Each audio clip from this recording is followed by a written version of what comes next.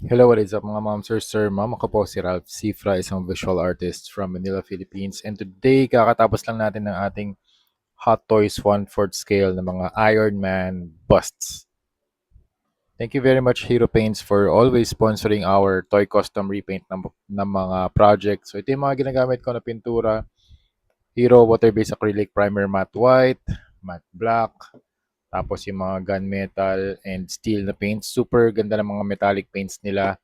Yan na yung replacement ko sa Vallejo. Kasi yung Vallejo sobrang mahal. 450, ayan, 438 isang bote. Pero maganda yung Hero Paints kasi very affordable and maganda yung kanilang paint quality.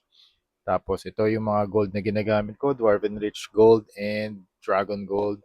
For blood effects, warm red naman. Ito na yung output ng ating Hot Toys Iron Man na custom repaint ng mga 1/4 scale na busts. So, ang first step, recap lang natin, no? Hindi, lagyan ko na kaya ito ng battery para makita nyo. Wait lang. Sige, lalagyan ko ng battery. Yan. Ito na mga ma'am sir yung appearance niya kapag mayroong battery. Ang ganda ng light effect ng KO na version na to.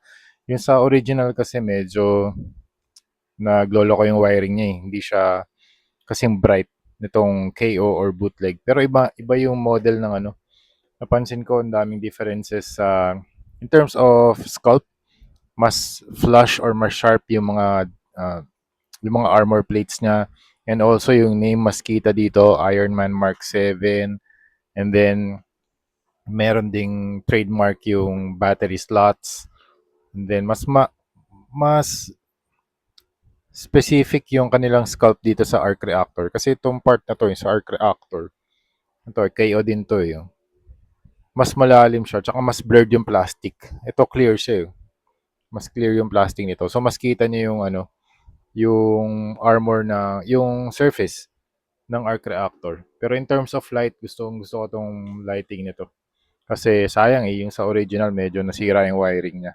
So kailangan yung tansyahin yung slot, yung switch na nasa gitna. Kasi ito, syempre on, off, on. Dapat ilalagay nyo sa on. Yung sa original, nasa gitna yung switch. So again, recap lang, Bosny number 4 flat black yung primer, tapos dry brush with gunmetal, and then white paint for the skull, black paint naman para sa mga skull detailing, and then gold paint for the specific slots or specific armor plates. Dito rin yung nameplate din. And then after that, blood effects using red paint.